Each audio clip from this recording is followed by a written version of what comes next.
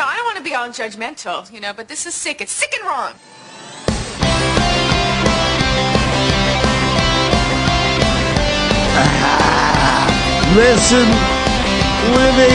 Listening to Synchronon.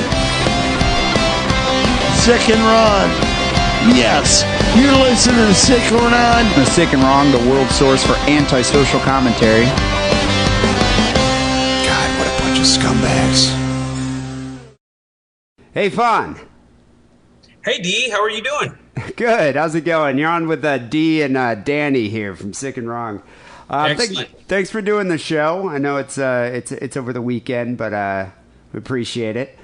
So we're talking about robots today, and I was like, who's a better robotics expert? I was trying to look for a robotics expert that I know, and I was like, Fon, who is currently judging the show Battlebots. Yes, all the judging and judginess.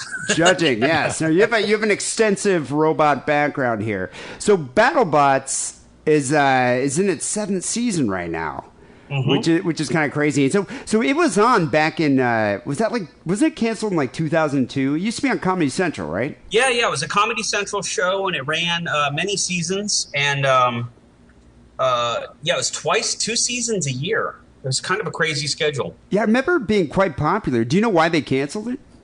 I think that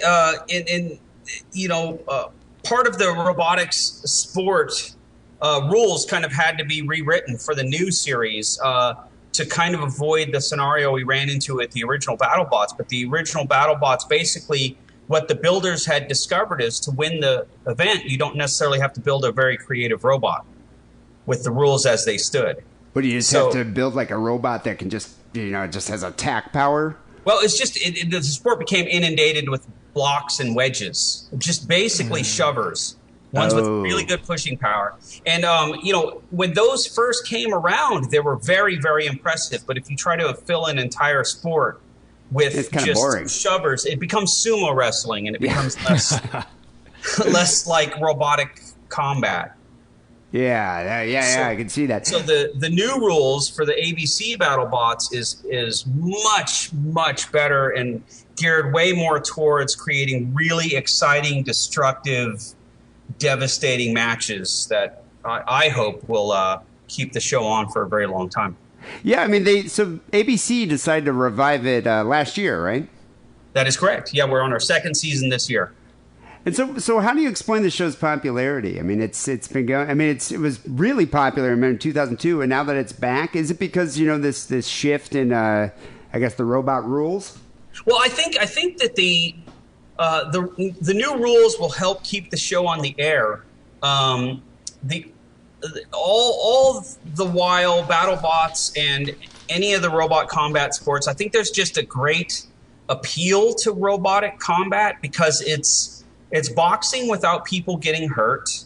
It's science, it's education, it's engineering, and it's destruction, It's all the primal things that we love combined with all the really beneficial things to our society, like science and engineering. Yeah. It's like the best of all worlds, Yeah. So before you were a judge, you were a competitor. Absolutely. So what was the name of your robot? I had Mouser Mecha Catbot. It was a cyborg cat. What was it? What was its attack? It had a pneumatic spiked sharpened steel tail that would come down from the rear. So I was able to be offensive from the rear of the robot, and then it had a saw in the forehead. It also had flipping forks in the front to try to scoop robots up and flip them sideways, which was a unique design which robot competitors are not even exploring at this time. So how far did you get? I won about 50% of my matches, which at the time was pretty good. And I did win one of the giant nuts back in, I have it on my desk here, back in 2000. Okay, so this is a while ago. So how does it work, I guess, as a contestant? Like, so you have a team, right? So you have your team that made the Mecha Cat? Yes. And so what are there weight classes? Like, how does that work? Yeah, well, the original BattleBots had 4 weight classes. So they had lightweight, middleweight, heavyweight, and super heavyweight. The new BattleBots just has 1 weight class, and it's 250 pounds. So it's up in the heavyweight, super heavyweight category. So wait, your robot can't be over 250 pounds. That's the limit? Correct. Okay, all right. So, I mean, Yeah. so is there a robot that tends to be more successful, like a specific type? Because I know you were saying the shoving robots, but now it's like, do people tend to create a robot with a certain weapon? Offensive weaponry is required now. So, and they take, because the scoring is based on destruction and aggression, and it's aggression with the means to destruction. So in other words, aggression in the form of shoving is not really counted as true aggression. So the way the rules are written now really, really makes it mandatory for people to put an offensive weapon on their robot. Now, the interesting thing about the weaponry is, there are really effective weapons against certain robots, but it's not as predictable as saying that one weapon is superior to the other. If someone builds a really good weapons platform, it's going to be effective no matter who they go up against.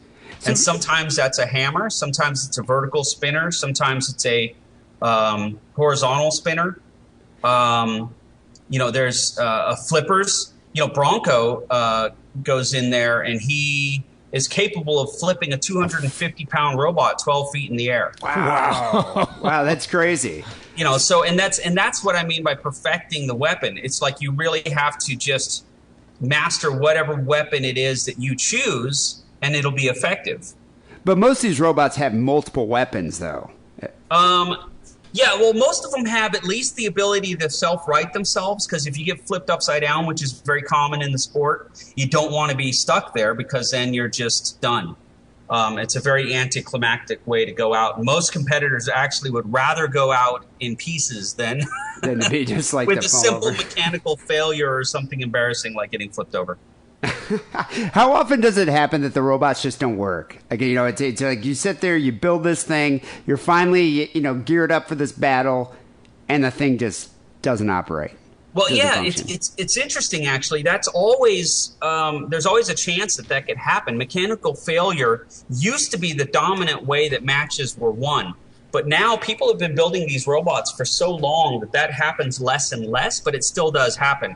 Usually you don't hear about it on the TV show because they don't even let those robots out into the arena if they're having those kinds of weapons or function problems. Functionality issues, yeah. Or they just don't end up on the show. That they do shoot some matches that they do recaps for, and they don't show the entire match.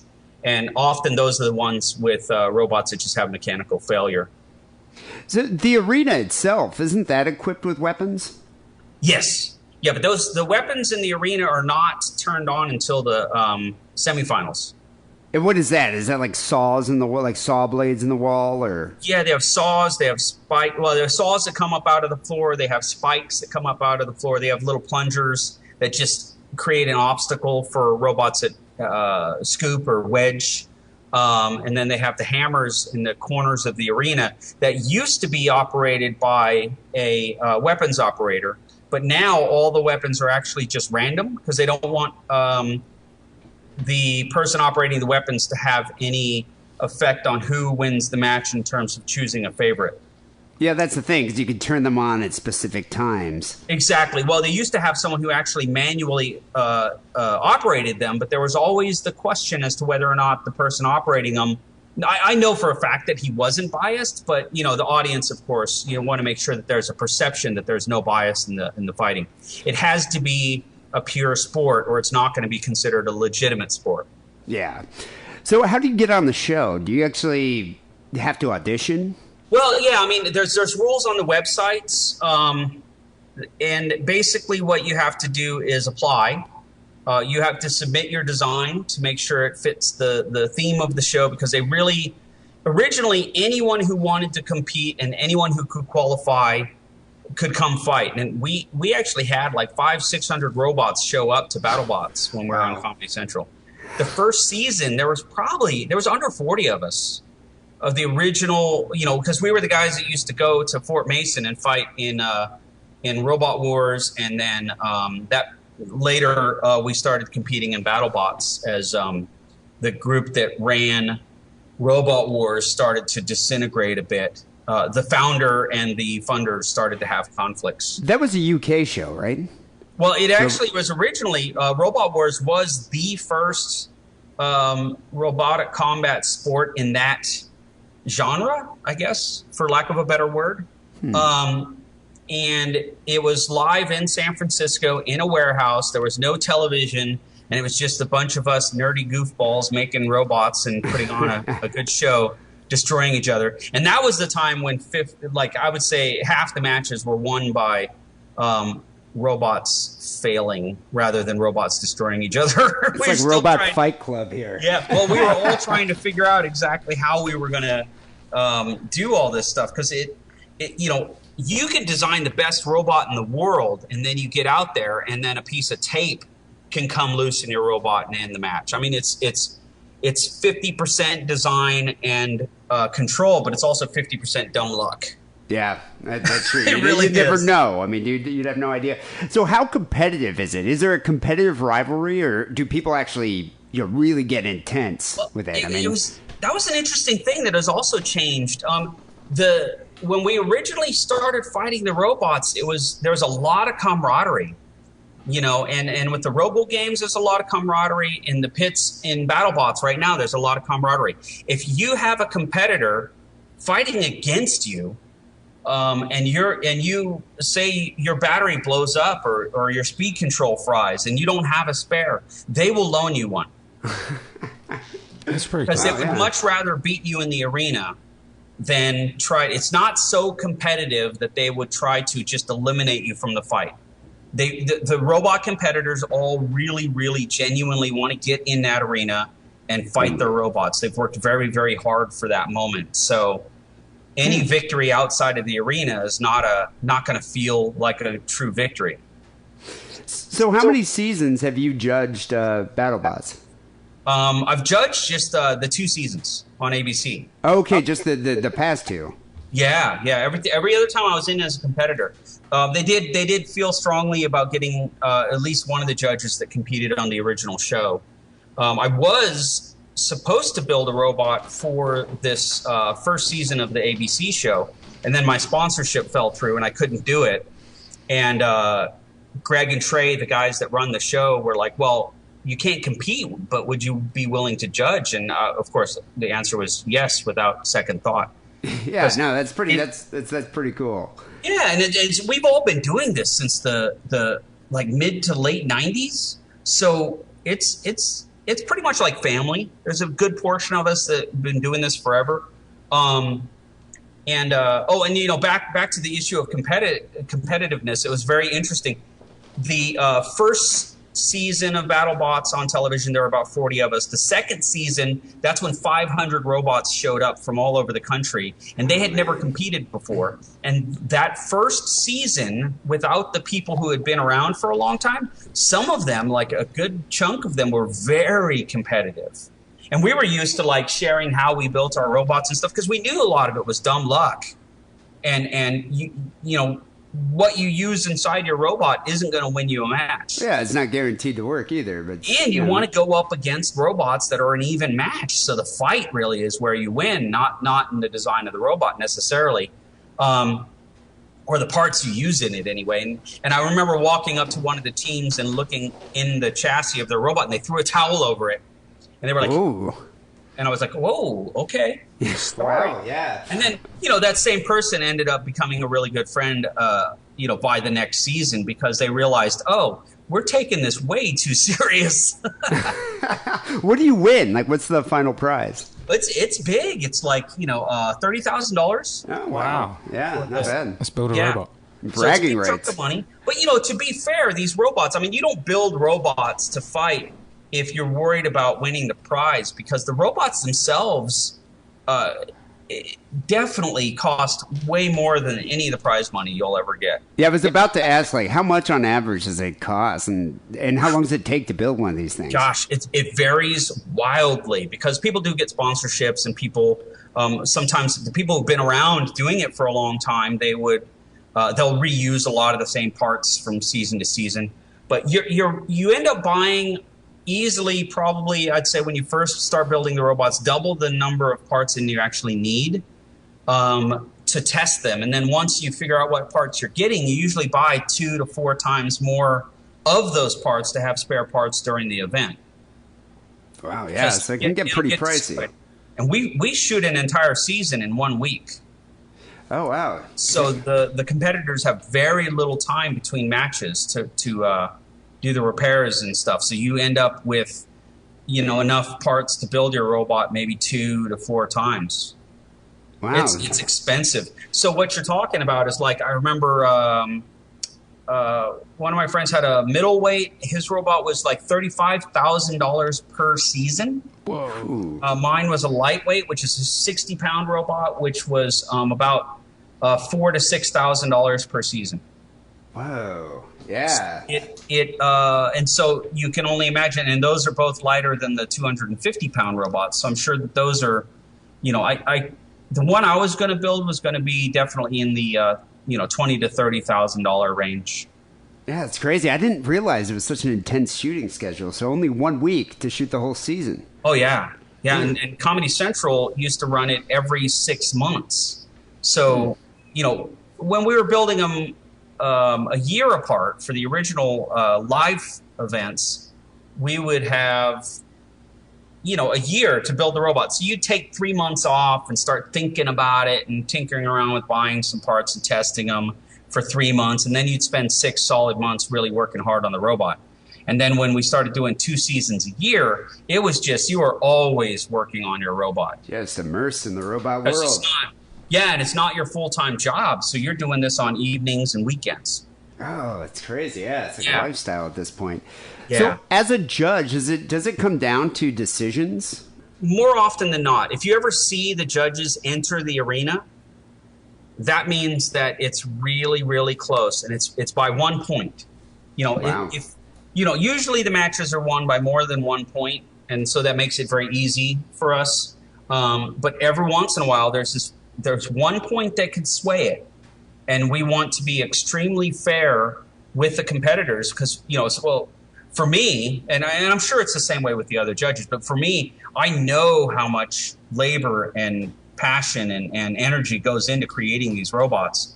So to have them not get a fair match would break my heart. Yeah, You really want to be fair. You want to make sure that the right winner gets the victory. So yeah, we take it very seriously. When you see us go into the ring, that's because we're trying to figure out where that 1 point's going to go.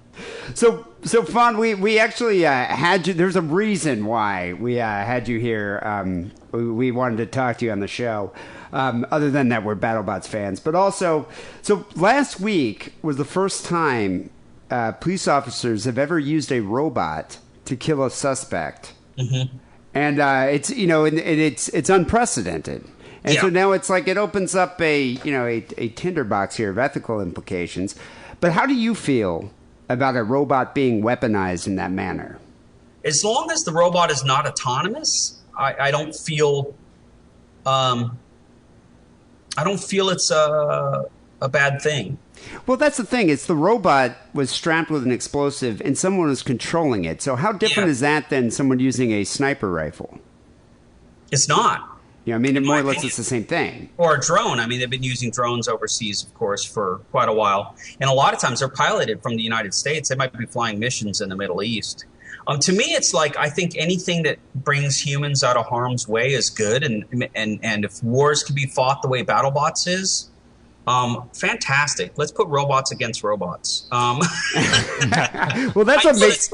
I know that's not the case in these with the drones or with the police robot. And I don't mean to make light of this at all. It's a very serious thing. But I do think that as long as there's a human behind the controls, I don't see a real huge issue with it. There are some debate, of course. There is some debate over whether or not separating the pilots of these robots from the action causes them to take human life and make it less valuable in their mind. Well, because they're removed from the it. Debate. Yeah. Because they're removed from it. Yeah, exactly. And their life themselves are not in danger. And then, it goes back to the idea of, whether that's a fair fight. But the fair fighting notion went out with the Civil War, I think. Not the Civil War, I'm sorry. Like the atomic bomb. I mean, it's... No, well, actually, before that, I mean, guerrilla warfare was fought against the British with the United States when the British came to the United States. So as early as that, there has been, guerrilla warfare used by the United States.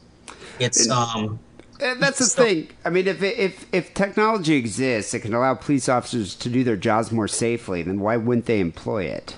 I think that's exactly how I feel. Yeah. It's not like, I think it's. Well, I think part of it is people are like, it's that killer robot debate. Like, is this going to give rise to these autonomous, machines that are just devoid of any kind of human compassion? And that's the thing. It's like I couldn't see that happening now, but who knows? Like we were talking earlier about the movie Runaway. When criminals start creating robots, and police officers are going to have to make robots to fight robots. Absolutely. And it seems like we're almost there. I mean, judging by what's being made on BattleBots. Yeah, we'll live to see the day. Absolutely. I mean, like I said, as long as the robots aren't autonomous, I think that I have enough faith in humanity to believe that if there's a human behind the trigger, they're going to make the right decision in most cases. Or let me put it this way. They're going to make the same decision they would make as if they were holding a gun in their hand. Minus the fear and irrational behavior you might get from someone. So, one could argue that a policeman could focus on their job more clearly if they weren't actually terrified for their life. So they might actually be less likely to shoot somebody with a robot than they would in reality. Yeah. I mean, if it could be avoided. It's like, okay, so, I'm afraid that the suspect is going to shoot my robot. That's not the same as I'm afraid that the suspect is going to shoot me in the face. Yeah, exactly. That's genuine fear, and that's when your instincts kick in, and that's when your primal urges take over, and you see it time and time again. People get really, really scared. Policemen are still human. Yeah, and still like you and I. They're still going to get into a situation like that and be afraid. And make an emotional split-second decision. Exactly. And so I actually think the robots might be a more positive thing. Obviously, we've yet to see the effects of, long-term use of robots in the police force. But I think that it's, my first instinct on it is, and it's just my opinion, is that it's a positive thing. Because it takes people out of harm's way, and it also gives the policeman a place of safety to make really calm, collected, good decisions rather than a decision to save their own life. Yeah, no, exactly. Which is a completely different decision. Yeah, and I think that's not something that's talked about much, but that really is a part of the debate. It's a different situation. I think if we have this technology, then I think we should be using it. Speaking of autonomous robots, the autonomous robot that I'd like to have would be a bar bot. Like, it would see that my drink is empty and it would just come over and refill it. Do they make anything like that? We've been promised beverage bringing robots for a very long time. I have been I'm working on a secret project. I can't tell you about it, but follow me on Facebook and you'll see something in that arena happen this year. Wow, all right. But they also, the bar bots have been around for a while. When I was judging at RoboGames. One of the things that I was judging for RoboGames was the bar bots competition. And so they were robots that mix drinks. So those have been around for well over a decade, probably much longer, because it's kind of a fun novelty. People are always looking for novel ways to enjoy beverages, you know. So are these like complicated mixed drinks, or is it just like a Jack and Coke or something? Some of them are pretty sophisticated, and they'll serve up to 12 different types of drinks and hold different types of liquor and so on. Some of them specialize in one drink. Wow. I'm not much of a liquor drinker, so it was quite an interesting thing to judge. Well, I'm looking forward to seeing this. I've been trying to train my cat to do this for like the past 3 years. There was success. one downside to judging that particular competition, and that is the competition was based on the robot's operations, and nowhere in the judging rules was there scoring for the quality of the drink they mixed. So you don't even. So if the drink tastes like shit, it's like you don't lose any points. You can't score it. And ultimately, this was terrible because it also meant that the competitors, since they spent all their money on the robots, didn't spend any money on the alcohol. So the alcohol was the lowest quality. It's like vodka. It was not pleasant for at least the day after the competition. Wow. Yeah. That's hilarious. Well, Things Fon, you don't think about until you're in the situation. well, I'm looking forward to checking this out. And Fon, thanks for being on the show. And people can learn more about your work at your website, foncocreative.net.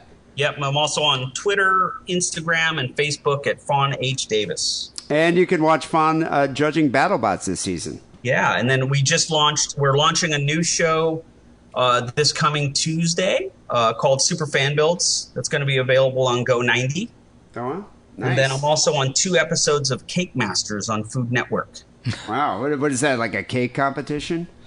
Well, it's not a competition. It's Duff Goldman does a show, and he's recently wanted to take cakes to the next level, so he's sought out help from some of us here in the visual effects industry to make him help make him cakes that have never been seen before. Wow. Like cakes that transform into robots. And You make like an Optimus Prime cake? yes. This is insane. Yeah, that's on Cake Masters. All right, I'm going to have to check this out. All right. Well, Fon, thanks for chatting with us tonight. Awesome. Thanks a lot. All right, take it Thanks easy. for having me.